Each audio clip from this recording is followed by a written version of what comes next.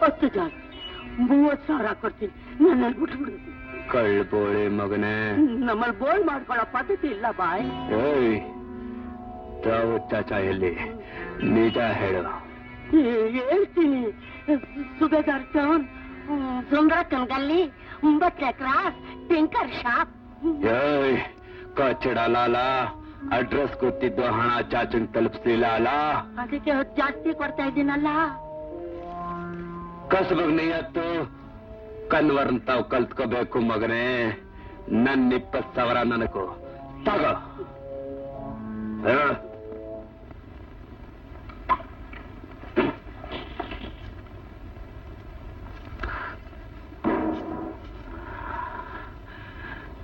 ಲಾಲಾ, police ತಿಳಿಸ್ದೆ ಕತ್ತು